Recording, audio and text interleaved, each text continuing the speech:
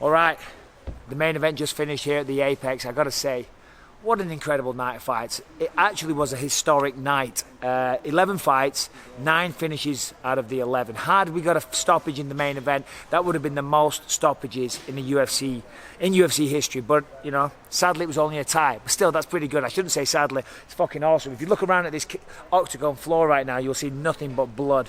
And that just shows what these guys leave in here, guys and girls, every single time they step in here. They leave it all inside the Octagon.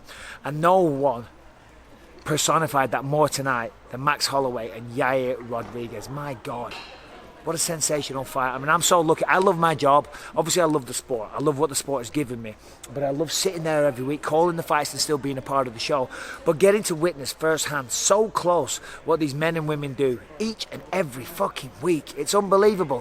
What Max Holloway and Yair Rodriguez just did was unbelievable. You know, and it's crazy because last week we were talking about Michael Chandler and just engaging. Wow, fight of the year, incredible.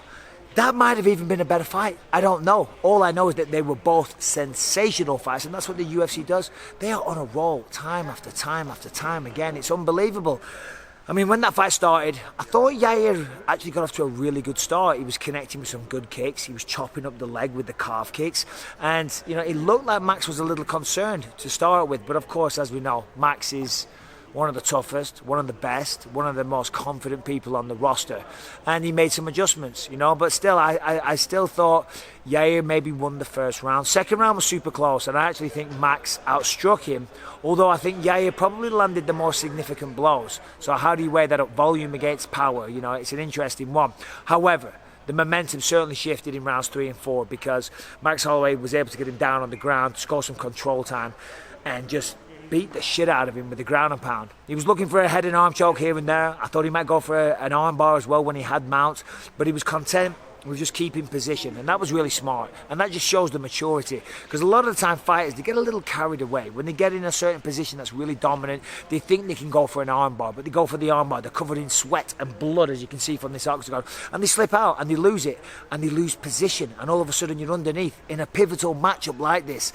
So Max showed a lot of maturity, a lot of composure, even though they were both beating the shit out of one another. It was incredible to see. Round 4 was the same. Max went out there and kind of pushed him up against the fence. He landed a lot of nice knees, a lot of nice elbows. Yair, on the flip side, you know, the head was moving. He was slick with the footwork, slick with the feet. Very elusive movements, you know, and he was throwing everything but the kitchen sink at Max Holloway. But Max, as it went on, would not be denied, and the momentum was rolling and gaining and increasing, and so was the confidence of Max. Round 5, though, the corner of Yair Rodriguez said to Yair, listen, fuck the game plan, abandon the game plan, just go out there. And I thought that was tremendous advice, because, you know, in a fight like that, where you're beating the shit out of one another, you can't stick to a game plan. Right? You can't say, okay, he's going to do this and I'm going to do that, and all these little strategic things that you might plan in training camp. You can't do that then. No. Right now in round 5, you're fighting on instinct. You're fighting to survive at this point. You're fighting to take your man out. And that's what Yair did. He never stopped trying to win that fight throughout the entirety of it. And I was so impressed. Of course, when it went to the scorecards, Max Holloway won the fight. I don't think that surprised anybody. In fact, I knew he'd already won the fight, you know, and I even said to Yair's team, listen, I'm going to interview Yair afterwards, you know, alluding to the fact that he'd already lost. And they accepted that. And they said, look at his foot. And the foot was broken of Yair Rodriguez. I mean, my God, it was disgusting. It was so swollen. But after that fight, which was just so special. Bye-bye, Megan and Levy. Always a pleasure, Megan. Take care. Doing a little wrap-up for the YouTube, don't you know?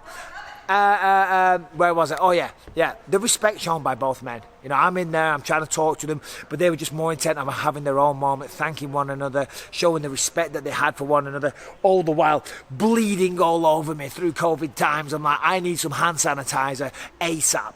But still, it was just unbelievable, you know. And I spoke to Max, I said, what do you want next? You know, of course you would think he wants to fight Alexander Volkanovski. But he wouldn't say that. He wouldn't really confirm and give a name, you know. I said, what about Conor McGregor? You know, he mentioned perhaps he was on a shortlist for that. But he never really said, he said, I'm the best and the best is blessed, you know. He's right. He's one of the best. He may be the best featherweight we've ever seen of all time. But right now, Alexander Volkanovski, he's the man with the belt. Yair Rodriguez, even though he's lost tonight, his stock hasn't gone down. His stock raised through the roof because that was a sensational fight. Yair Rodriguez has proven to be must-see TV. Those last 2 beatdowns on Jeremy Stephens, the up elbow at 4 minutes 59 of round 5 against the Korean Zombie, just phenomenal stuff. And the display of martial arts that we saw tonight, the skill, the technique, the power, the determination, the conditioning. It's unreal. To do that for 5 rounds, that takes immense conditioning, let me tell you. And it's just phenomenal. The UFC continue to do it almost every single goddamn week, and I'm blown away. Well done to Dana White, Sean Shelby, Mick Maynard, and everyone behind the scenes, because we're here in the Apex, which is a really cool little venue, but there's so many people that go into making this company as great as it is, and I'm very privileged and proud to be a little part of it. Now, co-main event, we had Marcos Rogerio de Lima. He was taking on Big Ben Rothwell. Rothwell has the experience, he's the bigger guy, but De Lima was really explosive, and he went out there, and the calf kicks are really starting to take over this sport. They set up so much. He landed a couple of big calf kicks, and then he just exploded like fucking crazy against the fence, kind of wobbled Rothwell all over the place. It was a beautiful display of violence. I love Ben Rothwell, such a great guy, such a fan of that man. But tonight wasn't his night. Rogerio de Lima got off to a quick start. He capitalised on that. Before that, we saw Leah Letson get dominated from Felicia Spencer. Felicia Spencer got the finish in round 3. The referee stepped in. Prior to that, we had Chaos Williams and Miguel Baeza. That was a really fun, entertaining fight. Both guys went back and forth. But Baeza went to the well too many times with those calf kicks, got caught with a couple of counters, and the referee stepped in, and that was all she wrote. What else am I missing? I'm not sure. But it's been a long day. My neck is killing. I need surgery. I'm standing in blood. I'm in the Octagon. I'm one of the last people to leave. Thank you for watching. We appreciate all the support. I'm talking about me, and I'm talking about Brandtendo, and I'm talking about John Brannigan, who does the YouTube thumbnail thingy bobs. I'm going to go now. I'm going to get some food. I'm going to have a beer, okay, because it's well deserved. Thank you very much. Tune in, subscribe, ring the bell, take it easy, and I'll see you next time.